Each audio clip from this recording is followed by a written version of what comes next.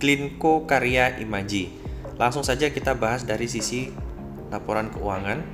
Di Q3 itu sudah lapor dan mencatatkan keuntungan 72 juta. Dan ini lebih rendah ya kalau dibanding Q2 2022-nya. Kemudian kalau untuk market cap-nya sendiri kecil, itu ada di 35 miliar. Lalu kalau untuk dari sisi valuasinya itu ada di 1,2, ya masih terbilang murah, masih di angka 1. Terus kemudian kalau dari EPS-nya itu ada di 0,23. Kemudian kalau dari segi hutang sendiri, ini rasionya kecil ya, ada di 0,01.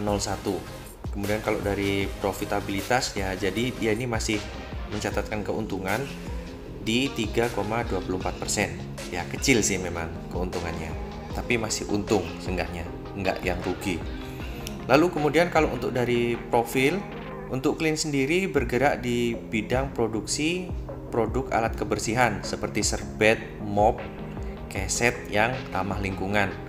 Ya, jadi kayak produk-produk rumah tangga seperti itu ya untuk produksinya. Tapi di sini produknya yang ramah lingkungan seperti itu. Lalu kemudian kalau kita lihat dari sisi berita, ada berita apa saja sih? Clean ini dana IPO-nya udah dipakai untuk bangun pabrik dan juga modal kerja. Ada berita juga di 15 Desember, Clean melakukan perluasan pabrik dan tingkatkan produksi. Jadi kalau dari sisi berita sendiri sebenarnya masih ada berita yang positifnya ya. Ini salesnya berkembang 119,6%, dan ini juga ada mencatatkan penjualan juga sampai dengan September 2022.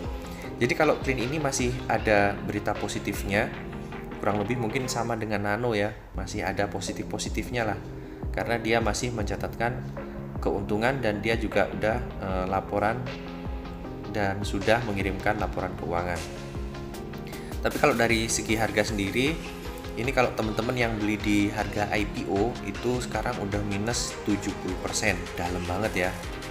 Itu kalau punya uang 100 juta berarti sekarang tinggal ya sekitar 27 jutaan ya mungkin ya, kalau seandainya teman-teman punya uang 100 juta dan all in di saham Cleanco saat IPO dulu. Nah, apakah Clean ini layak untuk dikoleksi? Perlu riset lebih dalam lagi. Tapi kalau kita lihat sekilas, Clean ini mungkin sama dengan Nano ya, masih ada mencatatkan keuntungan, bukan yang terus-terusan minus dan rugi seperti itu. Masih ada berita positif-positifnya. Lalu apakah layak diinvestasi atau tidak? Nah, itu kembali keputusan berada di teman-teman. Kalau saya pribadi, untuk saham-saham seperti ini biasanya saya akan keluar masuk aja. Kalau saya lihat ada teknikalnya bagus, saya akan masuk, kemudian juga saya akan keluar. Dan saya juga keluar masuknya sangat-sangat tipis ya teman-teman. Nggak berani yang ambil banyak-banyak, karena risikonya cukup tinggi saham seperti ini. Kalau dibawa sampai ke angka Rp1, bisa habis modal saya sebagai retail traders. Terima kasih.